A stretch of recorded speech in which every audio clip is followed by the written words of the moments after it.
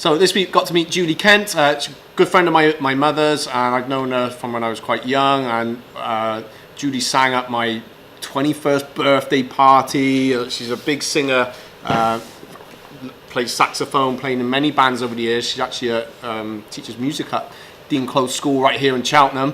But she's also the head, or vice chairman, should I say, of the Pied Piper charity. So she's doing an awful lot of work there. So it was real great to get Julie in. Loads of energy when she came in, wouldn't you say, Chloe? Definitely, yes. Chloe's nodding her head. So lots of energy. We had a great time, and in fact, she's going to do some kickboxing with us. Even better. Awesome. Hey, welcome to Mindset Explosion, episode number 68. I'm with the lovely Julie Kent, the Vice President of Pied Piper. Chairman, that's what I said. Oh no, I put President on there. I'll have to correct Peter that. Hickman is our President. Peter Hickman. He started it. He started it, right? Yeah, local hairdresser. Yes, Yeah. yes. No, He's the President.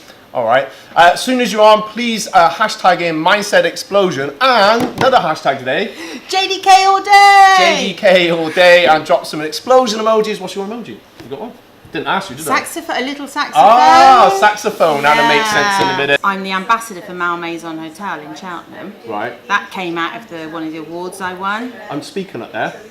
Are you? When? For the bid, I got Business of the Month. I didn't think they were part of the bid at Malmaison. I don't know if they are, but that's where they're. I think it's. Yeah, I think Is so. it? Yeah. When is that? The 6th of July in the morning. On the Friday morning breakfast. Yeah. I'm going to that. Oh, brilliant! Got to tell you, we might have an early morning video shoot. It's 7 o'clock. 7 o'clock. 6th of July. But there's this great guy called Brian Dix who Yeah. has this charity called Goals Beyond Grass. Yeah. And he, more or less, left the Navy and used his pension to start Goals Beyond Grass, which is all about disabled kids and young adults playing parachair football. Oh, okay. Oh my God, That'd be Mark. a good interview, wouldn't it? It is amazing. He is amazing. And he just lives for parachair football Yeah. and runs it more or less on his own. He's just taken on a young lad from Worcester Uni. I've been down there and watched them training and everything. Yeah. And some of these kids, their life expectancy isn't great. Yeah. He lost 2 in a month last Really? year that were in their early 20s. And Pied Piper have just bought 2 new power chairs. They came all the way from New Zealand for these 2 lads who were only 5 and 6. And these new chairs, you could take the seat out and put a bigger seat in, so you don't have to replace the chair. You just replace the seats or whatever. And it's all they live for, because they do good in normal school, but they can't go and play games with everyone else. Yeah. But this is something that, and he's really interesting. Yeah. No, that'd be good. And he's got an office around here somewhere. Right. Okay. I'll give you his number. Yeah. I'm always doing that. But and anyone you come across, just say Yeah. contact Matt. He will do this interview. Blah blah blah. Yeah, and definitely. that. So today's staff training, we're just working on a little bit of self-defense and what they can put into class and kind of taking that to another level. Also, we talked about the fitness kickboxing, where if they run out of time, how they can accommodate that. So Jordan's still stepping in as an instructor, so he's finding that he was having a little bit extra time at the end and trying to work that one out. So obviously we shared some of the things to do, take his time in between the rounds on the pads, and a couple of questions. So what I've encouraged the staff to do as well is to kind of have a notepad, and if there's scenarios they want to talk, we can share it together. And of course, we're not trying to think it all out on our own, and that's how we grow and how we adapt. So different things that happen, we sit down, we talk about it, and we find a way if it happens again or something else different was to happen. Then of course, we got a bit in stuff in our head there. So we're always evolving, always trying to find how can we improve this, what happens when this happens, and how do we solve it. Now Michelle got all the weapons. She can kick me, she can hit me, but as I close that, like defensively, if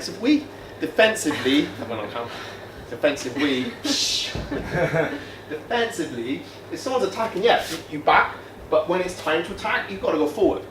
So art of war is defense, attack. But then when you attack, you've got to go all in, that's it. But for defense as well, it should only take a few moves. It's not like, we're going to knock them out, and then I'm going to get them in this hold on the floor so that their mates can come and kick you in the head. I don't necessarily agree with that. There's times when you don't get me wrong, you need to know that stuff as well. You need to be able to pull someone off and be able to, someone's got a lock or somehow. You need to be able to teach those things. This week also got to meet Andrea Williams. I met her actually last year doing some charity work. We were working pretty much a group at Cheltenham Martial Arts, raising funds for Chloe Brooks. And Andrea messaged me probably about 2 weeks ago. So we talked about her experience of breast cancer, how she's got over it, and she really wanted to come in and talk and share her experience of having a positive mindset through that. It was, talking to her, I didn't realise till then it was quite an aggressive form, and she's obviously recovered from there, and great attitude to life. What have you done to kind of, is it just, I'm just going to believe that this is going to happen? Is it just thought positive? How do you It's just positive thoughts. It's the only way you can do it. Yeah. It's such a scary thing, right? That word, cancer, it's such a scary thing. And you hear all the sad stories rather than the good stories. So you went, unfortunately, your father passed away during that time at pretty much the end of your treatment as well. So I know you said prior to us coming on live, there was a time you was like, oh, I don't know what's going to happen, but how, because in your message you put, I want to show people that, it's that there is, like, that people do survive it, I guess. Yeah.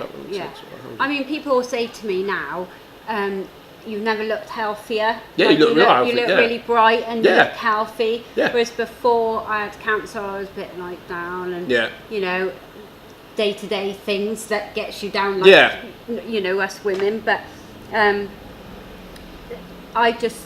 the positivity comes with your family as well. You've got a close family. They're all there to support me, and you've got to smile every day because you don't know what's going to happen the next day. Yeah.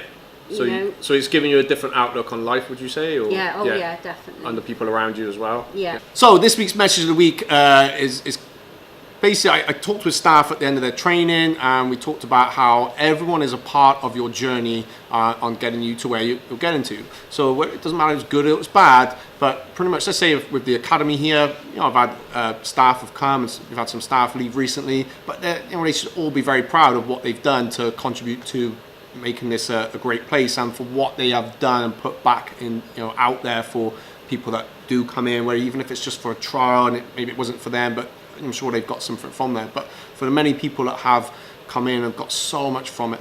So in other words, everyone that's part of your journey in life and work and everywhere, they are part of that, and they're the ones that help you get to where you got to and where you are right now. So always remember, the ones that got you to where you did, whether they come or go is irrelevant, but they had a big part to play in that. So that's it. That's my message of the week.